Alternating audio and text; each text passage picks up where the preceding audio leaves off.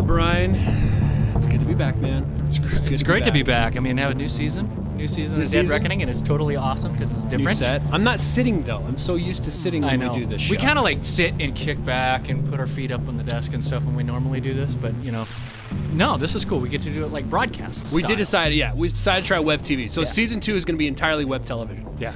And you'll notice, if you check out our website, www.deadreckoning.tv, or you go to our YouTube channel, we have an individual YouTube video for every single segment of the show. So now you don't have to go, hey, we had this really great interview at...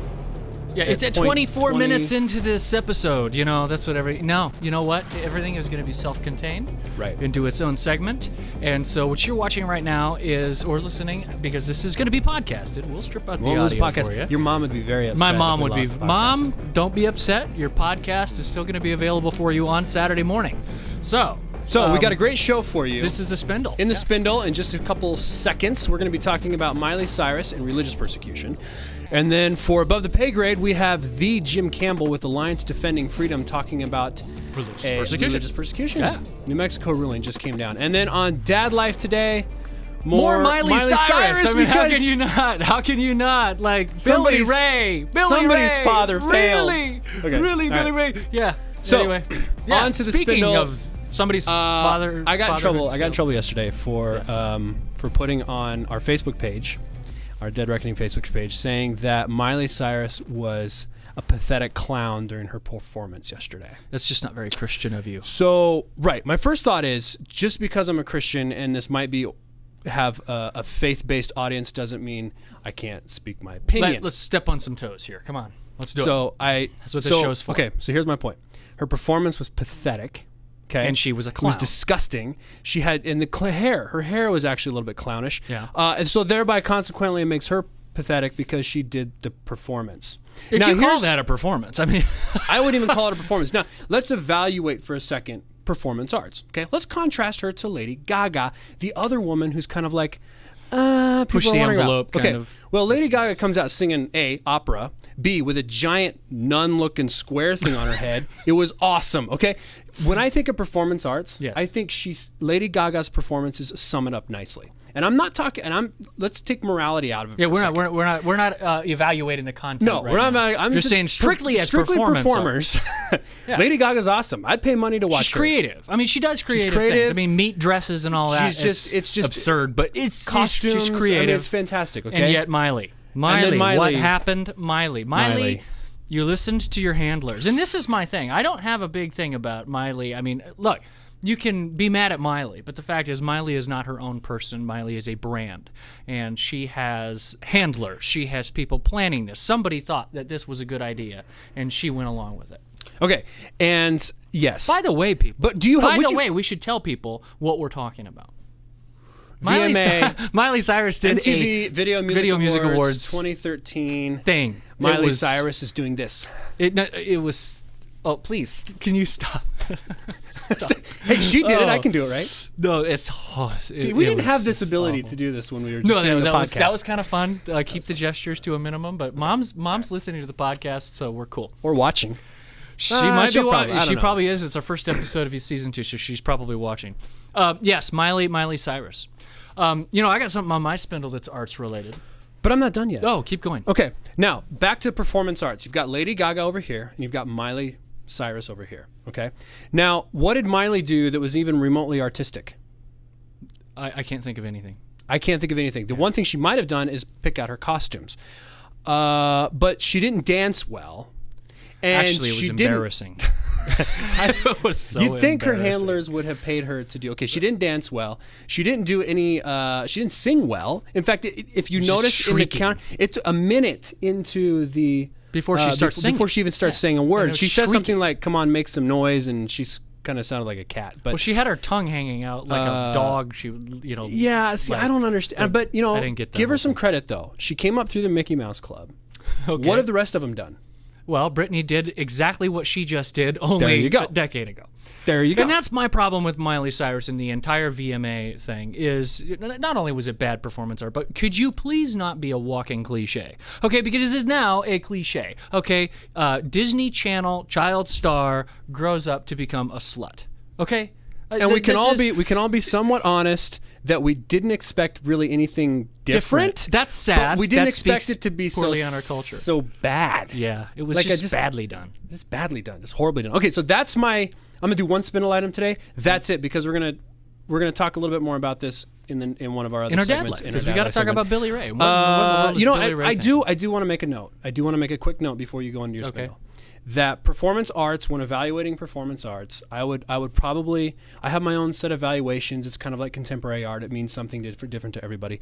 But I try to judge it with a semblance of, what's been creative, what was well done, was it well choreographed, does it look good? Did it sound good? Does it sound good? Is it designed well? And in my opinion, that's why I can appreciate Lady Gaga, because all her stuff is very well put together. Yeah. I don't There's agree. There's excellence in the execution I don't like of it. all of her stuff. Right. There's excellence in the execution. But she does it really, really well. So that's my. Speaking of excellence, former Smashing Pumpkins frontman Billy Corgan made some news recently. Billy Corgan, who's an absolutely awful singer, but he writes some cool music. Hey, come on! He writes some cool music. Smashing Pumpkins was awesome. No, I'm not denying that. They wrote some cool tunes, despite all my rage, I'm still just a rat in a cage. That's a famous Billy Corgan line, and apparently maybe Billy doesn't feel like a rat in a cage anymore, because in an interview with CNN, Billy Corgan has said that he believes that God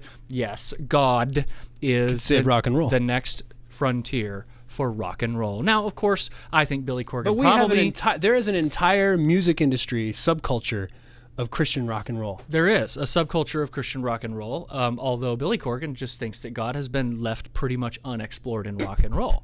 Even though there's this whole subculture. Even though there's a subculture. Okay. And so he was asked, well, what would you say to the Christian bands? I hear you say this. What would you say to them? And he said, make better music. To which I thought, amen. Somebody said it. He says, I am pretty sure that Jesus wants better bands. Did you know one of the wants only better bands? There were 3 bands to go I think platinum last year, sell over a million records. Yes. One of them was a Christian band, Skillet. Really? Yeah. They sold 1 million albums. They sold 1 million albums. I've never heard of them. Mumford and Sons. Well, they're Christian guys. And the Black Keys. Wow. And Skillet.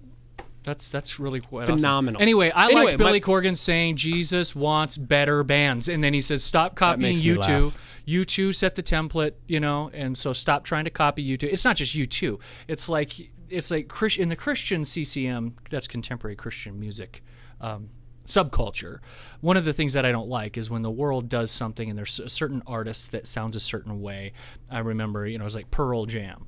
And then suddenly, out of nowhere, you get the Christian knockoff version of Pearl Jam. Right. And I hate that. Like we're always copying. There's nobody really. Well, I shouldn't say there's nobody. There's been a shortage of real creativity in the Christian music scene. You should make a record. I've got one nearly completely recorded. We could start a band called The Dead Reckoning. I like it. No, The Dead Reckoning. The Dead Reckoning. Kind of like The Dead Weather. You can play bass. I can play the guitar, sing. I like it. That's cool. I got enough on my plate. Anything else on your Spindle? Nope. No, that's it. Just one today. Well, it's one today because this is our first episode, and you're trying to figure out who the heck are these guys? What are you even doing here? Well, I wanted to take a minute at the end of the Spindle, if you made it this far, to tell you, because we have found a lack of really entertaining sort of talk show content that actually pushed a more how do you say I have no idea what you're trying to say. Conservative worldview. We're conservative, evangelical Christians. So what you can expect from the show is us talking about stuff. Yeah, and hopefully in an different enlightening perspective way, than maybe we you bring in have. experts. We have a grade above the pay grade segment, which we're going to bring up next. But before we get to that, since we're going to be talking about religious persecution, just one final Spindle item. I think that we as Christians, and well, if you care about human rights at all, should be concerned about the situation in Egypt, because of course there's chaos Syria. in Egypt right now, civil war.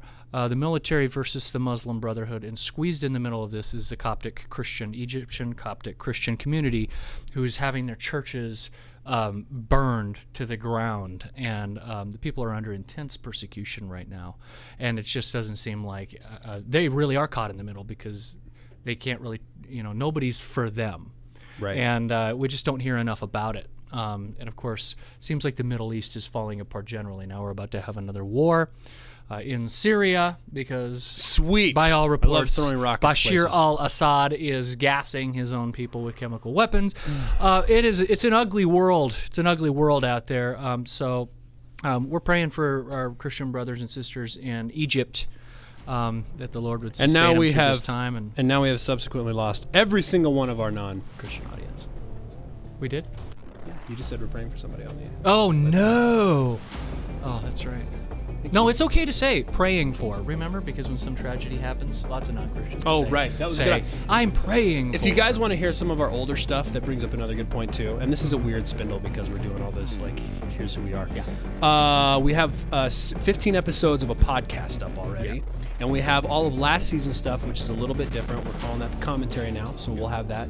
That'll stick around. But if you want to hear some of our other content banter where we actually talked about some praying for people and so forth, and how that offends some people's sensibilities. Yeah, we've had lots of. So check out deadreckoning.tv. You can find all of our content there. Follow us on Facebook and check out our Twitter, DReckoningTV. Yeah. And Brian's Twitter is Brian G. Mattson. And he's at J. Friesen. Well, it's in the credits. Yeah, it'll be in the credits. Go to our About Us page on our website. So, and see these fly photos of us. Yeah. Let's can this and move on to the next segment before we really start. I agree. People are totally bored now. All right. Cool. I'm Jay Friesen. I'm Brian Mattson. This is Dead Reckoning.